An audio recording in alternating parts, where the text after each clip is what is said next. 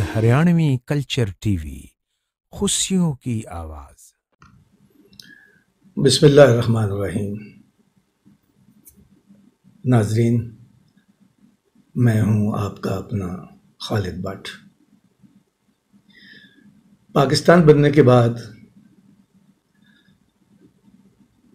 फ़न व अदब के गहवारा मदीनतुल औलिया मुल्तान से इन 70-72 सालों में 4 नस्लें हैं जो शोबिज़ में तशरीफ़ लाईं। शुरू में अहमद शामी साहब, जिन्होंने पाटे खां फिल्म बनाई थी, उनके साथ ताज इलेक्ट्रिक सेंटर मुल्तान के रूह रवां मुश्ताक अहमद खान साहब मरहूम, वो शामिल थे, और दिलजीत मिर्ज़ा साहब। दिलजीत मिर्ज़ा साहब वो थे जो बाकायदा फ़िल्म इंडस्ट्री में जिन्होंने अपना नाम पैदा किया, बतौर हिदायतकार, बतौर अदाकार, बतौर फिल्मसाज, डिस्ट्रीब्यूटर, राइटर। ये पहली नस्ल थी मेरे अंदाज़े के मुताबिक। फिर 1970 से दूसरी नस्ल आई, जिसमें खालिद महमूद ख़ान, आमिर जिब्रान साहब, मुनव्वर शहजाद साहब और खालिद भट्ट, मैंने डायरेक्शन के शोबे को अपनाया और असिस्टेंट हो गया। उन्होंने सांझ साढ़े प्यार दी सराय की फ़िल्म बनाई, वो दोनों उसमें हीरोज़ थे। और मुनव्वर शहजाद साहब जो हमारे स्टेज प्ले मुल्तान में लिखते थे, प्रोफेसर थे, उनकी कहानी थी।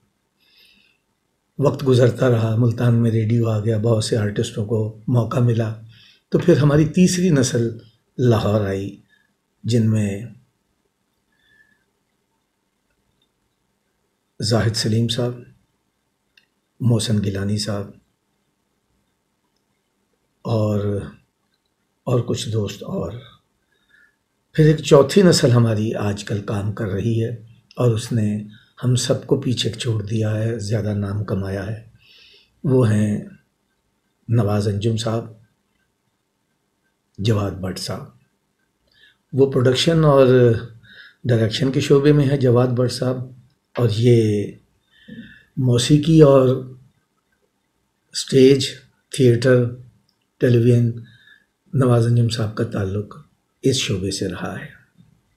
दोनों ही बहुत बरखुरदार हैं, दोनों ही बहुत प्यार करने वाले, इज़्ज़त करने वाले, सिर्फ हम बुज़ुर्गों की ही नहीं जो मुल्तान से ताल्लुक़ रखते हैं, बल्कि शोबिज़ में जितने भी उनके सीनियर्स हैं, उन सब को बहुत मोहब्बत से, अखलाक से पेश आते हैं।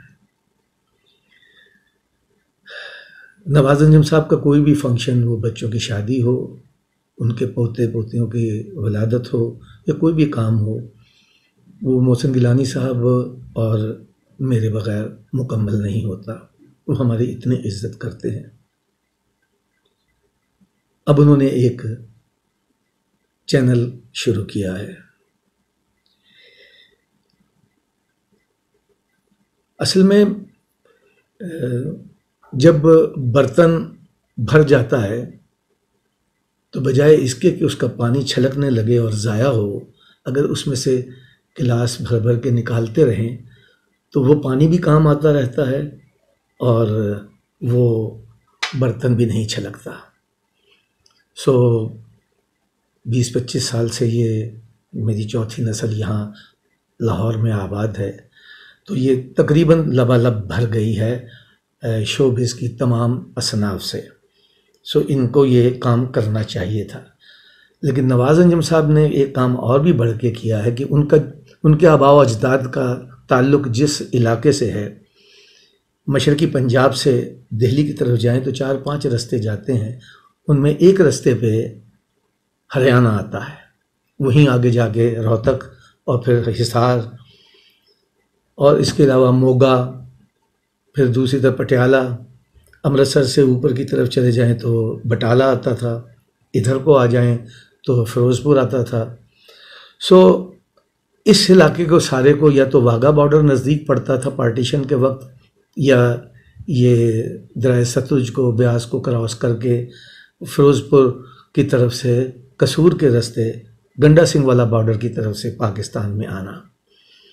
रोहतक से, हिसार से اور ہریانہ سے بہت سے خاندان ہجرت کر کے پاکستان تشریف لائے، اور پھر وہ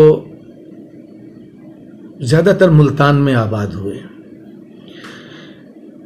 روہتک فیملی جو تھی ان کا تعلق زیادہ تر اجناس کی خرید و فروخت، سب منڈیاں انہوں نے، یا زیادہ تر جو تھے وہ مذبح خانوں سے تعلق رکھنے والے تھے، اس لیے بڑے گوشت کا کام وہ کرتے تھے۔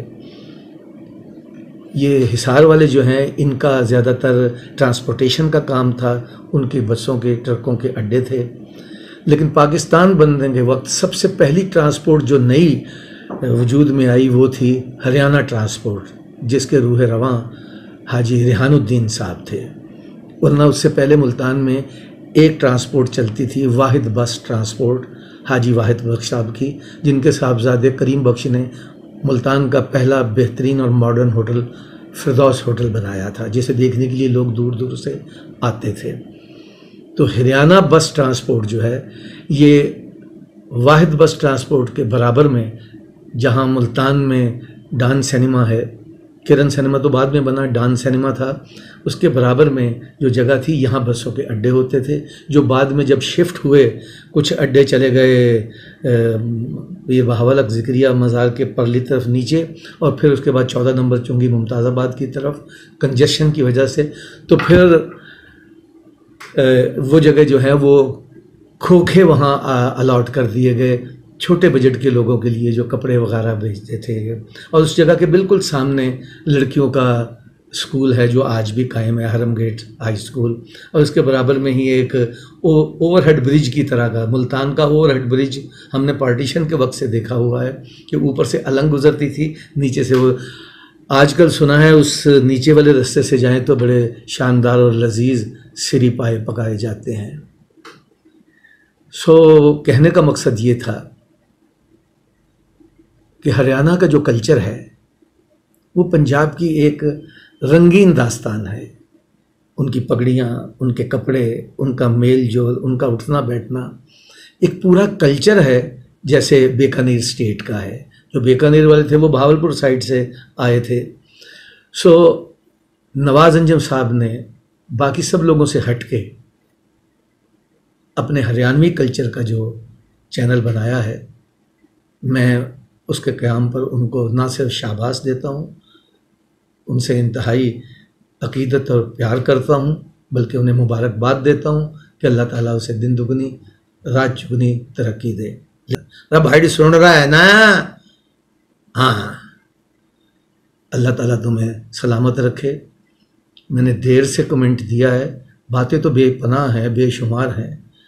ظاہر ہے 51 سال مجھے فلم انڈسٹری میں ہو گئے، شوبز میں ہو گئے، 74 سال کی عمر ہے، بے شمار باتیں ہیں، لیکن سننے والوں کے لیے اتنا ہی بہت ہے کہ نواز انجم صاحب کا یہ ہریانوی کلچر کا جو چینل ہے اسے پسند کیجئے، پہلے دیکھیے کہ وہ کیا کر رہے ہیں، پھر اس کو پسند کیجئے، اس کو سبسکرائب کیجئے، اور اس کو وہی کال بیل بھی دیجیے گا ٹنگ کر کے۔ راشد محمود صاحب جو ہیں وہ بھی اسی طرح کیا کرتے ہیں کہ پھر وہ بھی کر دیجیے ٹنگ بیل۔ انشاءاللہ تعالیٰ وہ جب بھی کوئی پوسٹیں لگائے گا آپ کے دل کی گھنٹیاں بج اٹھا کریں گی۔ بہت بہت شکریہ۔